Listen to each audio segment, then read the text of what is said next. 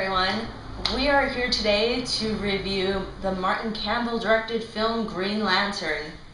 My name is Eric Eisenberg, and I'm here from Cinema Blood. My name is Damon Houx, I'm here from Crave. And I'm Melissa Molina, here from Latino Review, and let's get into it.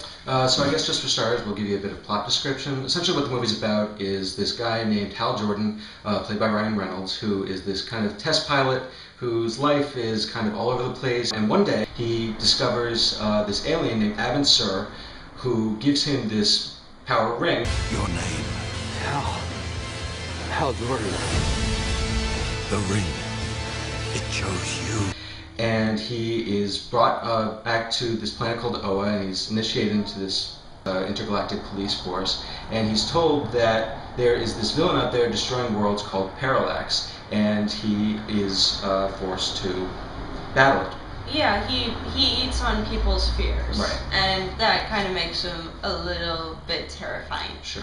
And then at the same time, there's the whole love interest equation with Carol Ferris, played by Blake Lively, who runs the airway place that he works at, that, you know, he's constantly getting in trouble over there. And then at the same time, there's also Hector Hammond, played by Peter Sarsgaard, ends up running experiments on Abin Sur's body, and then ends up being infected by Parallax. So, I guess for starters, why don't we talk about the performances a bit?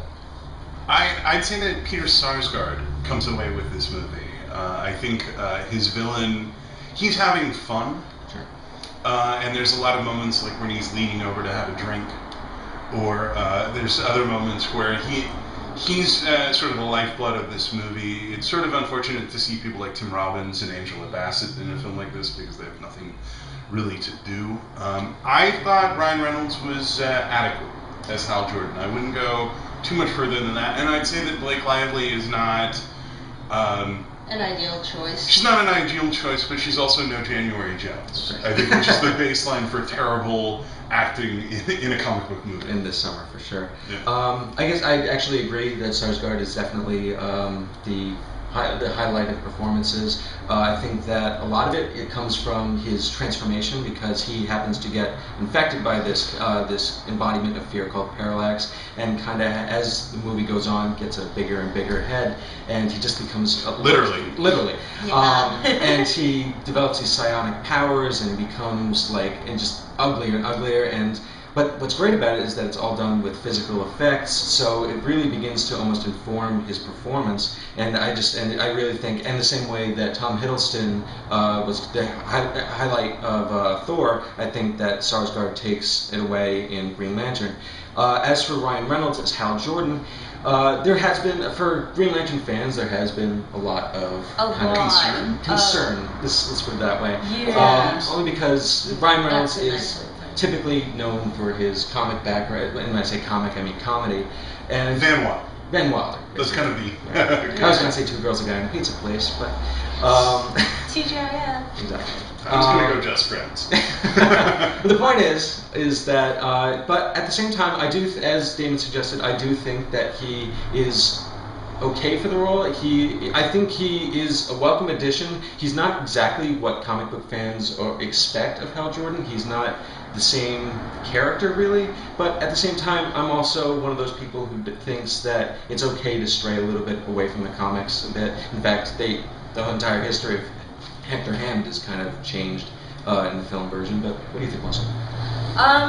Yeah, it must be the comic book summer for villains, because it's every single comic book movie that's come out this year. The actor who plays the villain just kind of like shines through the whole movie, and it's the same case again with Peter Sarsgaard as Hector Hammond.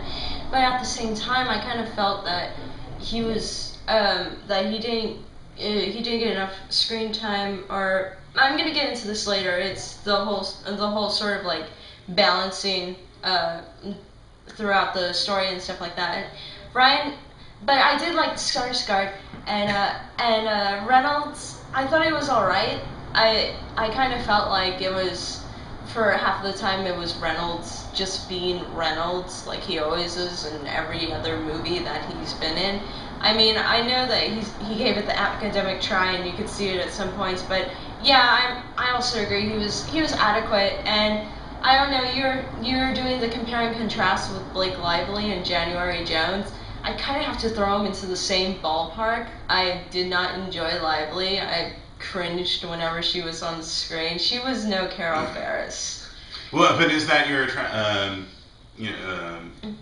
you like Carol Ferris? I mean, I felt like Lively. It's like the problem with January Jones was she didn't even hit the notes she was obviously supposed to hit of like menace or sexiness. She just kind of came across as like, here are my lines. This is what's happening. No. I felt like Blake Lively, at least, when you're watching her. Again, this is very, but I felt like when she was asked to emote or do whatever, it was within her wheelhouse. It's just the character had so little to do. I don't know. I felt like she was another situation of where they found somebody who looks really good in the tightest outfits possible, but who is just, flat, just flat. She's not that flat. I've seen the pictures. Well, I'm not going to get into that whole debacle, but I just felt... intentionally. Anyways...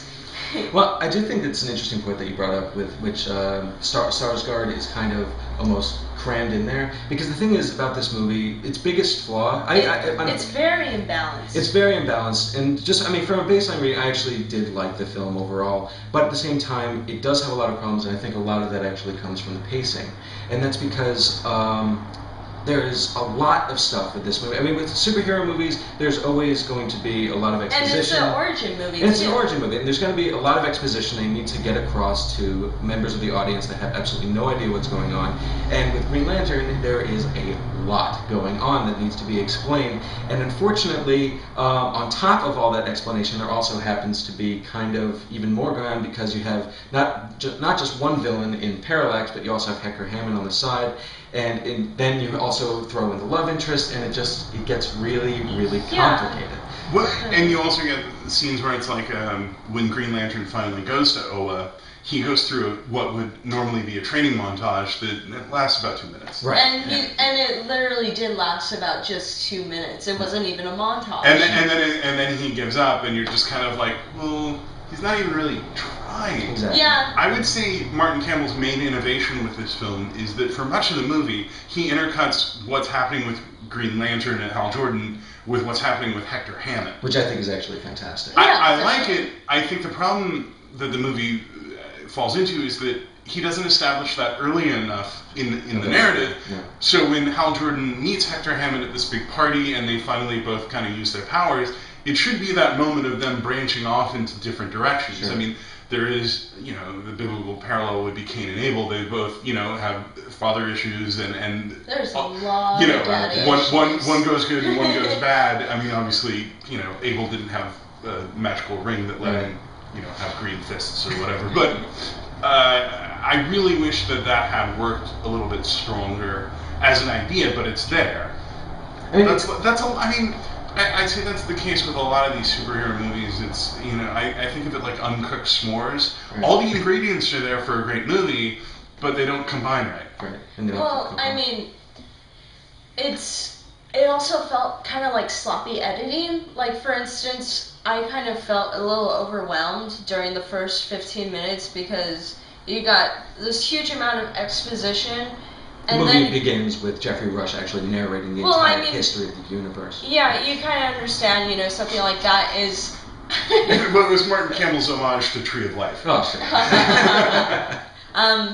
But then later on with Hal Jordan and the whole flying the jet sequence, and then it's intercutting with the whole background of his father. I thought that was really silly looking. I thought that was really, really cheesy. I almost completely fell out of the movie for a minute there. It just had pockets like that, like throughout the movie, where the editor decided, I'm gonna save some time for myself. I'm just gonna go.